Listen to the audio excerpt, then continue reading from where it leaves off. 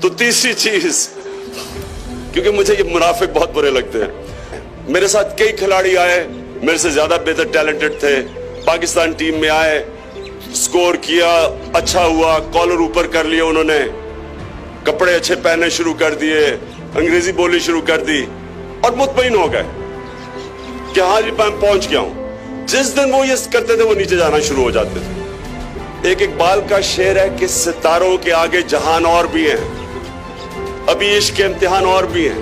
مطلب کہ آپ کے جنون, آپ جب ایک گول اچیو کرتے ہیں اگلے گول کی تیاری کریں. میں پہلے جب 18 سال کی پاکستان ٹیم میں کرکٹ کی اس لیے مثال دے رہا ہوں, آسان ہے آپ کے لیے انڈرسٹینڈ کرنا, کہ میں جب 18 سال کی عمر میں پہلا ٹیسٹ کھیلا, تو میں پہلا ٹیسٹ کھیلا, اب سوچیں کہ میں 18 سال کا سب سے چھوٹا تھا ٹیم میں, تو میری جو خواب تھی وہ یہ تھی کہ میں 100 رنز کروں گا, سینچری بھی کروں گا اور 10 وکٹیں لوں گا. 100 رنز یا 10 وکٹیں کیا کرنی تھی, ٹیم سے نکال دیا, اتنا برا میں کھیلا. 3 سال تک ٹیم سے ہی باہر رہا. لیکن ایک وقت آیا کہ میں کرکٹ ہسٹری میں 2 کھلاڑیوں نے صرف کیا ہے, انہوں نے ایک ہی میچ میں 100 رن بھی کیا اور 10 وکٹیں بھی کی. تو ایک وقت آیا وہ کیا میں نے. ہماری جب ہوتے تھے, میں HSN میں ہوتا تو ایک بڑی خواب ہوتی تھی لڑکوں کی کہ میں بڑا ہوں, ایک نہر کے کنارے گھر ہو, 2 بچوں, BMW ہو, تو بڑے خوش ہو جاتے تھے اس کے اوپر. تو یہ چھوٹی خواب ہے. یاد رکھیں جو انسان اس دنیا میں آتا ہے اور صرف اپنا سوچتا ہے, کھاتا پیتا ہے, بچے پیدا کر کے مر جاتا ہے, وہ تو جانور بھی کرتے ہیں. جانور بھی بچے پیدا کر کے کھا پی کے چلے جاتے ہیں. تو بڑا انسان تو وہ ہوتا ہے جو انسان کی ویژن ریئلائز کر لیتا ہے. اللہ قرآن میں کہتا ہے میں نے تمہیں کسی مقصد کے لیے پیدا کیا.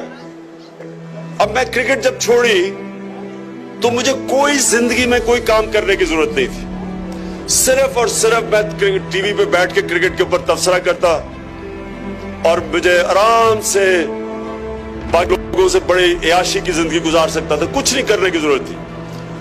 یہ بھی پچھلے جب سے میں نے کرکٹ چھوڑی ہے کئی دفعہ میرے پیسے ختم ہونے لگے تھے. تو جب پیسے ختم ہوتے تھے کرکٹ کے لیے کوئی باتیں کرتا تھا, 3-4 سال کے لیے 1-2 مہینے میں پیسے کما لیتا تھا. تو کہنے کا مقصد یہ ہے کہ مجھے کسی چیز کی ضرورت نہیں تھی, لیکن اگر میں وہاں رک جاتا اور میں اس کے بعد اپنے آپ کو چیلنج نہ کرتا تو میری زندگی ختم تھی, پر وہ ادھر ہی رک گئی تھی. تو اگر یہ جو چیلنج کرتے ہیں, ہر کرکٹ آپ کو تیاری کرتا ہے اگلے چیلنج کے لیے, پھر اگلا چیلنج اگلے چیلنج کے لیے. تو یہ جو مجھے بڑی 21 سال میں نے لوگوں سے سنا کہ عمران صاحب آپ کو پالیٹکس کی کیا ضرورت تھی. میں نے کہا مجھے تو کوئی ضرورت نہیں ہے, لیکن یہ میری بلیف ہے کہ یہ جو ہمارا ملک ہے یہ ایک دن ایک دنیا کا عظیم ملک بنے گا. اور یہ اگر میری طرح کے لوگ جن کو کوئی ضرورت نہیں ہے پالیٹکس کی, اگر میں اس کے لیے کوشش نہیں کروں گا تو اور کون کرے گا؟ کیا وہ لوگ کریں گے جن کو ضرورت ہے پالیٹکس کی, جو پالیٹکس میں پیسے بنانے آتے ہیں؟ تو اگر میں ان کی تنقید کر رہا ہوں تو میں کیا کر رہا ہوں؟ کیا یہ تو بڑا سب سے آسان چیز ہے, ہر روز گھر میں بیٹھ کے شام کو دوست بیٹھو, وہ بھی برا ہے, وہ آصف زرداری ایسا ہے, نواز شریف وہ تو خیر اب چلا گیا ہے,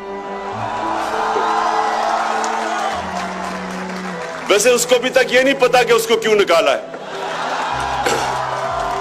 تو یہ سب سے آسان چیز ہوتی ہے گھر میں بیٹھ کے, اچھا جی وہ بھی برا یہ بھی برا, تو یہ تو بڑا آسان ہے.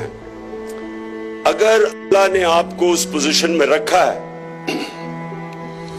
کہ آپ کچھ اپنے معاشرے کو بدل سکتے ہیں, تو یہ کتنا بڑا گناہ ہے کہ آپ کچھ نہیں کرتے. آپ اس لیے کچھ نہیں کرتے کہ وہاں گندے گندے لوگ ہیں, آپ کو ہر دوسرے دن گالیاں نکالتے ہیں. اچھا یہ میں نے آپ کو ایک اور میں چیز, یہ میں ڈائیورٹ صرف کر رہا ہوں تھوڑا سا. یہ جو کہتے ہیں نا کہ عمران خان بڑی گالیاں نکالتا ہے, میں سوچوں میں نے تو کبھی کسی کو اس طرح گالیاں نہیں نکالی. میں نے پھر ریئلائز کیا کہ گالی کس کو کہتے ہیں. اگر میں کرپٹ آدمی کو میں کہتا ہوں یہ چور ہے, یہ ڈاکو ہے, اس کو گالی کہتے ہیں. یہاں انہوں نے یہ جو بڑے بڑے ہمارے ملک میں کرپٹ لوگ ہیں, انہوں نے ایک بڑی زبردست کام کیا ہے. انہوں نے کام کیا کہ وہ جو چھوٹے چور جیلوں میں ہوتے ہیں ان کو چور کہہ دو, ٹھیک ہے, لیکن جو اربوں چرا کے ملک سے باہر لے کے جائے ان کو گالی نہ نکالو. ان کو 40 گاڑیوں کا پروٹوکول دو. ان کو جناب جھک جھک کے ہاتھ ملاؤ ان سے. یہ دیکھیں, یہ بہت آپ سب کے لیے یہ بھی بڑا امپورٹنٹ آپ فیوچر ہے اس ملک کی. دیکھیں, جو ملک جب تباہ ہوتا ہے تو وہ معاشی طور پہ بعد میں تباہ ہوتا ہے, پہلے اخلاقی طور پہ تباہ ہوتا ہے. مورل کولیپس پہلے آتا ہے, پھر آتا ہے اکنامک کولیپس. جو مہذب معاشرہ ہوتا ہے اس کے اندر اچھے اور برے کی تمیز ہوتی ہے. مولانا رومی نے اس لیے کہا تھا کہ قوم تب مرتی ہے جب اچھے اور برے کی تمیز ختم کر دیتی ہے. جب یہ بڑے بڑے ڈاکوؤں کو اب 40 گاڑی کا پروٹوکول دیتے ہیں اور وہ جی ٹی روڈ پہ پھرے اور کہے مجھے کیوں نکالا, اور 300 ارب روپے کی چوری کر کے ملک سے باہر لے جائے اور اس کے اوپر لوگ پھول پھینکے ہیں, اس کا مطلب معاشرہ اپنی تباہی کی طرف جا رہا ہے. انگلینڈ کے اندر جب ہم پڑھتے تھے تو ایک ٹرم ہوتی تھی, نیمنگ اینڈ شیمنگ. جو برا ہے اس کو برا کہیں. آپ یہ کیا کر رہے ہیں کہ بہت بڑا ڈاکو ہے عمران صاحب, آپ ان سے تمیز سے بات کریں. تو آپ کے گھر میں مجھے بتائیں کوئی چوری کرے, آپ کی ساری چیزیں چوری کرے, آپ اس کو تمیز سے بٹھائیں گے, آپ اس کو اچھے کھانے کھلائیں گے, پھول پھینکیں گے اس کے اوپر, آپ اس کو آپ کیا, یعنی پھر سے تصور کریں جو آپ کے گھر میں چوری کرتا ہے آپ کا کیا برتاؤ ہوگا اس سے. تو جو ملک کے 300 ارب روپے چوری کر کے باہر لے جاتا ہے اس کو 40 گاڑی کا پروٹوکول دے دیتے ہیں. آپ کیا سگنل دے رہے ہیں معاشرے میں کہ اگر چوری کرنی ہے تو چھوٹی چوری نہ کرو, بڑا ڈاکہ مارو. یہ آپ میسج دے رہے ہیں. قرآن کی آیت ہے کہ جو لوگ ایمان لے آئیں اللہ ان کے خوف دور کر دیتا ہے. کیونکہ جو 3 سب سے بڑے خوف ہیں, رسک, نوکری سے نہ نکال دو. یہ لوگ اپنی نوکری کو ریٹین کرنے کے لیے بڑی بڑی اپنے ضمیر کی کمپرومائزز کرتے ہیں جو ایک انسان کے پوٹینشل کو تباہ کرتا ہے. لیکن اللہ نے قرآن میں کہا کہ رزق میرے ہاتھ میں. یہ آپ کا بلیف اگر ہو, آپ کبھی اپنے ضمیر کا سودا نہ کریں. دوسری چیز, لوگ ڈرتے ہیں جی کہ میں ذلیل ہو جاؤں گا. یہ میں ذلیل ہو جاؤں گا جی. لوگ ذلت سے ڈر کے, فیلئر سے ڈر کے کئی چیزیں نہیں کرتے. جو فیلئر سے ڈرتا ہے وہ کامیابی اسے پتہ ہی نہیں. آپ سکسیڈ کر ہی نہیں سکتے اگر آپ فیلئر سے ڈرتے ہیں, کیونکہ آپ ایکسپیریمنٹ ہی نہیں کریں گے. تو جو اللہ نے قرآن میں کہا کہ عزت ذلت میرے ہاتھ میں, تو اس سے بھی آپ کو آزاد کر دیا کہ انسان کے ہاتھ میں نہیں ہے کسی کو ذلیل کرنا. اللہ کرتا ہے آپ کے اعمال کی وجہ سے. اگر یہ عزت اور ذلت پیسے لے کے دے دی جاتی تو نواز شریف اور شکیل الرحمان جیسے لوگوں نے مجھے بڑی دیر کا ذلیل کر دینا تھا, کیونکہ یہ تو پورے پیسے کے اوپر اگر کوئی کسی کو ذلیل کرنا ہوتا تو اب تک ہم ہو چکے ہوتے. اور اگر پیسے دے کے عزت ملی ہوتی تو یہ سارے چور بڑے بڑے معتبر ہوتے. سب سے ویسے جو معتبر شکل سے سب سے معتبر جھوٹ بولتا ہے وہ ہے نون لیگ کا احسن اقبال. میں نے کبھی کسی کو ایسے جھوٹ نہیں بولتے دیکھا. اچھا, یہ میں ویسے سائیڈ ٹریک ہو گیا ہوں, یہ میں ویسے میرے دل میں آ گیا تھا. تو تیسری چیز, کیونکہ مجھے یہ منافق بہت برے لگتے ہیں, تو تیسری چیز اور سب سے بڑا خوف موت کا. تو جب اللہ نے کہا کہ میرے ہاتھ میں ہے, جب اس نے کہا کہ میں فیصلہ کروں گا تم نے جب دنیا سے جانا ہے, تو مجھے امیڈیٹلی یاد آ جاتا ہے کہ جب میں نے ہمارے یہاں لوگوں کو گولیاں لگی 12 مئی 2007 کو, تو میں نے الطاف حسین کو ڈائریکٹلی چیلنج کیا. میں نے کہا کہ یہ سب سے بڑا پاکستان کا دہشت گرد ہے. تو ساری دنیا ڈر گئی. मेरे घर में सारे लोग कि इमरान साहब बुलेट प्रूफ जैकेट्स कोई भेज रहा है कि आपकी अब जिंदगी खतरे में है, ये है वो है।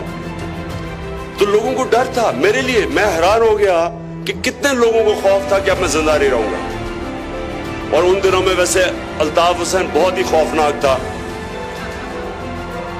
बचता कोई नहीं था तब। लेकिन अब अल्ताफ हुसैन धमकियां देता है लेकिन कर कुछ नहीं सकता, उन दिनों में कर लेता था। तो बहरहाल ये जो आपकी जो खौफ है ना, इसको मुसलसल आपने इसको ओवरकम करना है, नहीं तो आप बड़े काम नहीं करेंगे। रास्ते में हमेशा कहीं ना कहीं आप घबरा जाएंगे फेलियर से कि मेरी नौकरी ना चली जाए वगैरह वगैरह। और आखिरी चीज जो बड़ी इंपॉर्टेंट है वो ये कि इंसान को हमेशा इंसानों में इंसाफ करना चाहिए। नबी सल्लल्लाहु अलैहि वसल्लम की जो 2 ट्रेट्स थी, क्वालिटीज नबूवत से पहले, सादिक और अमीन, सच्चे थे और लोगों में इंसाफ करते थे। ये 2 क्वालिटीज हैं जो जिसके ऊपर अपने कैरेक्टर को बेस करें।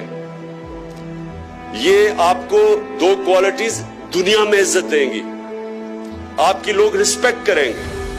लीडरशिप की ये सबसे इंपॉर्टेंट क्वालिटी है, सादिक और अमीन, सच्चा और लोगों में इंसाफ करने वाला।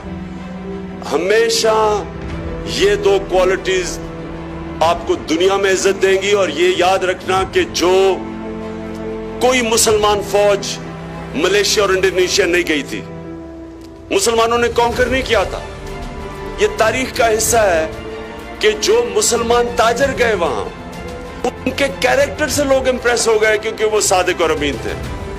उनके जब कैरेक्टर को देख के लोग उनको देख के इस्लाम की तरफ आए। अब मुझे बताएं कि कोई इस्लाम की तरफ आ सकता मौलाना फजल रहमान को देख के? तो मैं आप सबका बहुत शुक्रगुजार हूं और इंशाअल्लाह ये हमारा मुल्क अजीम बनेगा और आप हैं इस मुल्क की फ्यूचर। Thank you.